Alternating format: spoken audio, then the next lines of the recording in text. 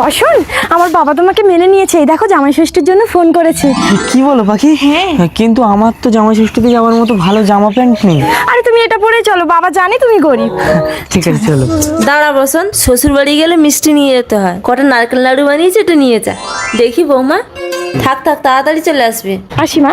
চলো চলো। দুর্গা দুর্গা। বিয়ের পর প্রথম শ্বশুর বাড়ি যাচ্ছি, বলো পাখি। মা মা, কিরে পাখি, দাঁড়া দাঁড়া, কোনো ভিখারিয়া বাড়িতে ঢুকবে না। কি বলছো বাবা? তুমি তো জামাই ষষ্ঠী করবে বলে আমাদেরকে ডাকলে। আমি শুধু তোকে আসতে বলেছিলাম, ওই ভিখারিটাকে না। জামাই ষষ্ঠী করবো কিন্তু কোনো ভিখারিকে না, এই রাহুলকে। বাবা হ্যাঁ, আমি রাহুলের সাথে তোকে আবার নতুন করে বিয়ে দিতে চাই।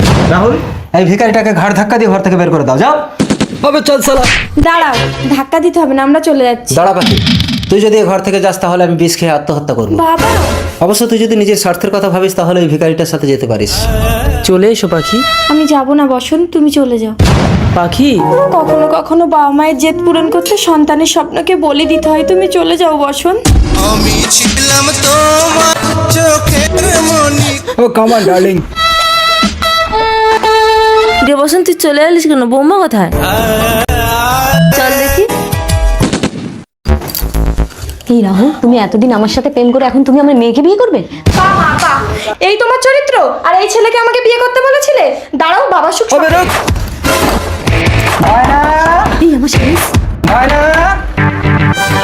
ময়না, কি ব্যাপার, দরজা খুলতে এত সময় লাগে? আর তোমরা দুজন ঘরের মধ্যে কি করছো? মেয়ে কোথায়? বন্ধুরা, তারপর কি হচ্ছে তা দেখার আগে ইন্ডিয়া থেকে যারা দেখতেছো তারা লাইক করো, বাংলাদেশ থেকে যারা দেখতেছো তারা সাবস্ক্রাইব করো, আর তোমরা সবাই কমেন্ট বক্সে তোমাদের দেশের পতাকাটা লিখে যাও। আমি দেখতে চাই কোন দেশের মানুষ বেশি ভালো। মেয়ে তো স্বামীর ঘরে চলে গেছে।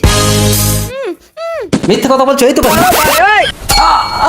তাড়াতাড়ি চলো, ও মরে গেছে, আমরা অন্য দেশে পালিয়ে যাবো।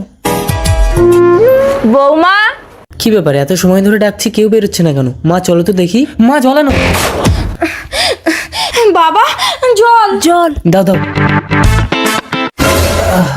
বাবা পাখি, ওঠো বাবা, ওঠো।